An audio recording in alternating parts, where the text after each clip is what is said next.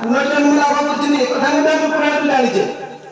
ताले जी संसार जन्म मृत्युवरण करी फिर ताका जीवात्मा आउ थे जन्म लाभ करी जाय जे एटा 17 कोटी कोटी वर्ष कोटी कोटी थर जन्म ले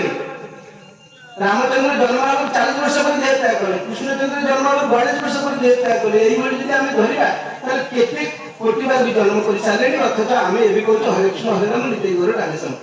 आम बंचा पड़े एवं 17 वर्ष पूर्व कई जन व्यक्ति जन्म होते खाई पीकरी पिछा जन्म कर मरी जाते आम नाम भजन कर पचरा तुम पानी बिना बंची पार पवन बिना बंची पार सूर्य बिना बंची पार तुम आना किए कर स्रष्टा कर तुम जो धान मुग भी कर आंब कदली खाऊ ना स्रष्टा कर तुम जो आखि नाक कान हाथ गोड़ किए कर स्रष्टा कर सब स्रष्टा करेंगे आखिर आम हरिकृष्ण हरे राम नित्य गौर राधेश्याम कर भजिया कौन ये कौन धर्म भावना ये आध्यात्मिकता तेणु ये गोटे कथा भी कहले ए कथा को एठी रखिबा जे स्रष्टा और सृष्टि आपण माने जानि आम जहाँ भी देखुचे सब सृष्टि आई जड़े आम स्रष्टा अच्छा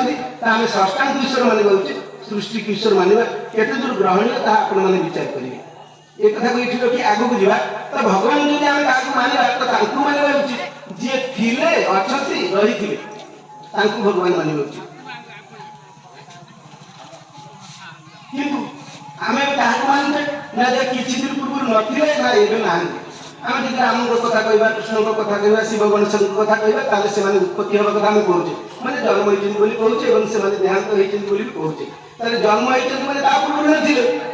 मरि जाइछन दिवनांती राम त्रेता युग रे आसिले सत्य युग रे नथिले त्रेता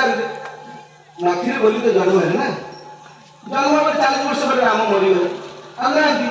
तो जे आगु नथिले बनांती तांको हम केमि भगवान कहबा भगवान तो तांको कहबा ना जे थिले जे परि थिले से परि अछन आ रही थिले तांको तो ईश्वर मानिले ठीक हम आम जब कहबा जे नथिले आ एबे नांती तांको ही ईश्वर मानिबा ए कथा केमि ग्रहण हो ए कथा आपण मन विचार करू ईश्वर हम तांको कहबा उचित जे सब जगह थांती आम गोटे श्लोक सब बेले पढ़ू अखंड मंडलाकारं व्याप्तं जीव चराचरं तत्पदं दर्शितं जेन सही पाद को जी देखिए दिए अखंड मंडलाकारं व्याप्तं जीव चराचरं तत्पदं जहाँ को पाद अखंड भाव में सचराचर ब्रह्मांड को परिव्याप्त अछि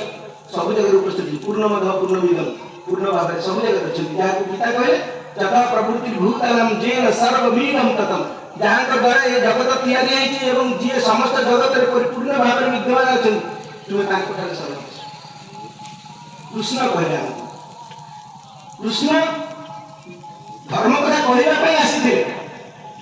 भगवान कौन एक जो लोक मैंने भूलने को बसले कृष्ण से आसते से कहले जदा जदा ही धर्म से ग्लानि भवति धर्म ग्लानि उपस्थित हुए धर्म कौन धर्म का धारक जी सृष्टि की धरी सी धर्म